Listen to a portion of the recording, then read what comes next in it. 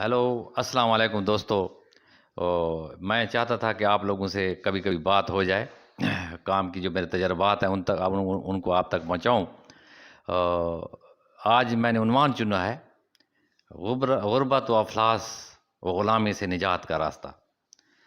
तो ये अ, तालीम के ज़रिए मुमकिन है। आप सड़कें बना लें, कारखाने बना लें, आप पूरे मुल्क में दूध की नहरें बहा दें, लेकिन जहालत सब चीज़ को खा जाती है। तालीम जब तक आप इस पे तालीम की तरफ नहीं जाएंगे, तब तक ये आप लोगों की गुर्बत, अफलास और ग़ुलामी दूर नहीं हो सकती। तो पिछले दिनों ईद के मौका के ऊपर मेरा एक दोस्त है कैसर अनवर साहब, प्रिंसिपल हैं मेरे ख्याल में नंबर 5 स्कूल के। तो उनके भाई फौत हो गए थे ईद से पहले। तो मैंने सोचा कि वो भी गमगीन होंगे, तो मैं उनके पास चला गया और बातों बातों में उन्होंने मुझे एक बात बताई कि हम मौजा कारलू जो खिची के रहने वाले हैं। तो मेरी दिलचस्पी बढ़ी कि इसमें कोई कहानी फंसी पड़ी है।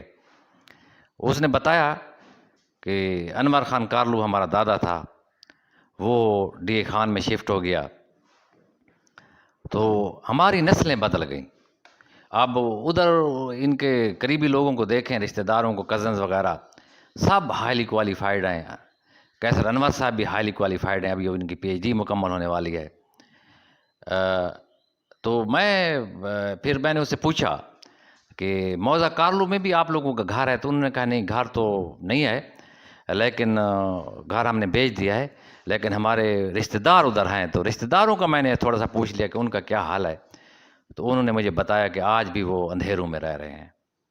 तो दोस्तों, कभी कभी छोटे छोटे फैसले बहुत बड़े बड़े फैसले होते हैं जो नस्लें तब्दील कर देते हैं।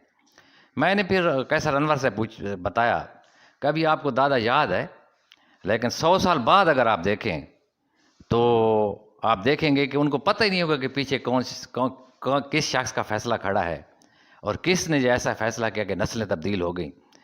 ये इनाम, उनका शुक्रिया अदा करें तो आप कोई अल्फाज भी नहीं है और ना अदा कर सकते हैं अपने दादा के। फिर एक वाक़या मेरे साथ चंद साल पहले पेश आया। एक नंबरदार साहब थे हमारे गांव के। तो मैंने इधर सिटी के अंदर मेरा कॉलेज खोला हुआ था, तो उसके बच्चे पढ़ते थे वहाँ पे। तो मैं गया तो वो सुबह सवेरे आया बैठा था, प्रिंसिपल साहब के साथ बात कर रहा था। तो मैंने पूछा कि क्यों आया, तो उन्होंने कहा कि थोड़ी सी रियायत कर दें हमारे साथ। और मेरे मुंह से निकला कि जायदाद को बेच दो लेकिन अपने बच्चों को तालीम दो। तो उसको बहुत बुरी बुरी लगी, क्योंकि गांव के अंदर ज़मीन को माँ समझा जाता है। फिर 5 साल तक वो मेरे साथ नहीं बोला, लेकिन 5 साल बाद जब उसके बच्चे ऑफिसर बन गए, एक आर्मी में और दूसरा डॉक्टर बन गया, तो उसको एहसास हुआ कि मैं गलती पे था। एक दिन मैं उसके पास गुज़र रहा था उसके घर के साथ से, तो उसने मुझे बुला लिया और मुझे कहा कि आप बिल्कुल ठीक कहते थे। दोस्तों, ये बहुत बड़ा पैगाम है, नस्लें तब्दील करने के फ़ैसले करें, क्योंकि गुर्बत, अफलास और ग़ुलामी से आपको निजात नहीं मिल सकती जब तक आप तालीम के लिए आप फ़ैसला नहीं करेंगे। तो मैं कहता रहता हूँ कि सब कुछ बेच दो लेकिन बच्चों को तालीम दो। क्यों? क्योंकि बेची हुई चीज़ दोबारा ख़रीदी जा सकती है, लेकिन अगर वक्त गुज़र गया तो तालीम नहीं दी जा सकती। बहरहाल उम्मीद है कि आप लोगों ने मेरे मैसेज को पसंद करेंगे और इस पे अमल करने की कोशिश करेंगे ताकि हमारी नस्लें चेंज हों। शुक्रिया, बड़ी मेहरबानी।